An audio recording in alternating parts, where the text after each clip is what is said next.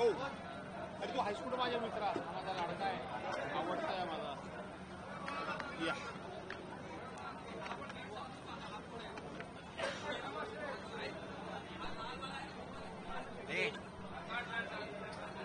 आता खाली टाकतो आता राहू द्या नंतर काढू. नाना भाऊ नाही ते करायचं का सुरू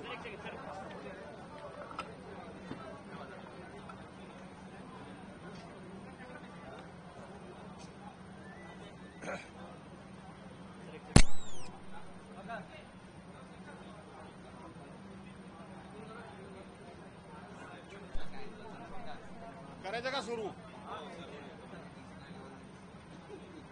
काल आपण सर्वांनी पाहिलं असेल नाही जयंतराव सुरू करा मला प्रत्येक मी तोपर्यंत म्हणले तुमचं होईल त्यांचं होईल काल आपण सर्वांनी पाहिलं असेल शेतकऱ्यांच्या प्रश्नाबद्दल आमचे ज्येष्ठ सहकारी सन्माननीय नानाभाऊ पटोले हे आक्रमक झाले आणि त्यांनी राजदंडाला हात लावला अशा प्रकारचं एक ड्रामाबाजी करून नाटकबाजी करून त्यांच्यासारख्या एका सिनियर सदस्याला माजी अध्यक्षांना दिवसभराकरता निलंबित केलं. नानाभाऊंचा जो रुद्रावतार होता, जो राग होता, जो उद्रेक होता,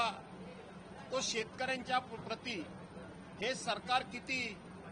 संवेदनशून्य आहे, हे सरकार शेतकऱ्यांचे किती टिंगलटवाळी करते याबद्दल त्यांचा आक्षेप होता, राग होता. काल त्यांनी राजदंडाला हात लावल्याचं कारण केलं आणि त्यांना निलंबित केलं. आज आपण पाहिलं असेल आमच्या विरोधी पक्षाच्या वतीनं महाराष्ट्र विधानसभा नियम 97 अन्वये स्थगन प्रस्ताव दिला होता आणि हा स्थगन प्रस्ताव काय होता तर एका लातूर जिल्ह्यामध्ये अहमदपूर तालुक्यामध्ये एक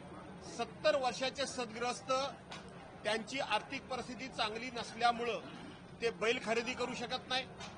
ते अवजारं खरेदी करू शकत नाही, त्यांना बी बियाणं घेणं किती अवघड आहे, त्यांना मजूर करणं फारच कठीण आहे आणि म्हणून 70 वर्षाचे ग्रस्त स्वतःला जोताला झुंपून घेतात आणि त्यांची पत्नी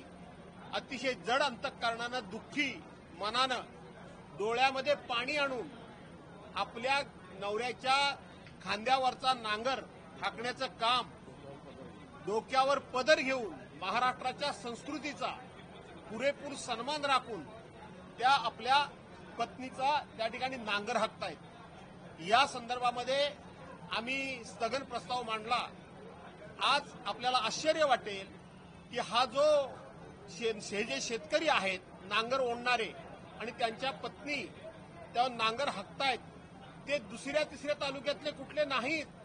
तर ह्या राज्याचे सहकार मंत्री ज्या मतदारसंघाचे प्रतिनिधी आहेत त्या मतदारसंघातले ते सदग्रस्त आहेत असं देखील आम्हाला कळलं आणि म्हणून आम्ही सगळं कामकाज बाजूला सारून नियम 97 अन्वये तात्काळ शेतकऱ्यांच्या प्रश्नासंदर्भात शेतकऱ्यांच्या अडीअडचणी सोडवण्यासंदर्भात सरकारची भूमिका काय या संदर्भामध्ये आम्ही चर्चा करावी हा आग्रह धरला. माननीय अध्यक्ष महोदयांना नाना तऱ्हेचं आम्ही विनंती केली, माननीय जयंतरावांनी केली,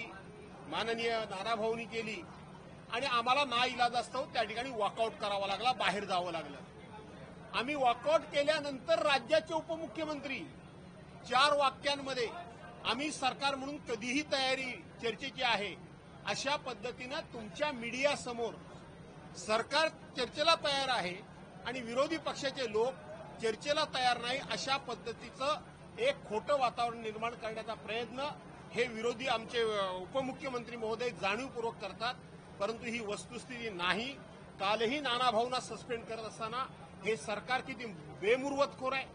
हे सरकार किती शेतकऱ्यांच्या विरोधी आहे, हे सरकार किती शेतकऱ्यांच्या बद्दल कुठल्याही प्रकारची कणव नसलेलं शेतकरी आहे सरकार आहे आणि म्हणून या सरकारचा निषेध आम्ही करतोच. माझे ज्येष्ठ सहकारी या संदर्भात बोलतीलच, पण आमची तुम्हाला देखील विनंती आहे की सरकार दिखाऊपणा करतंय, नाटकीपणा करतंय, पुतना मावशीचं प्रेम शेतकऱ्यांबद्दल व्यक्त करतंय, त्यांच्यावर तुम्ही विश्वास न ठेवता शेतकऱ्यांच्या बाजूने तुम्ही उभे राहावा अशी आमची विनंती आहे.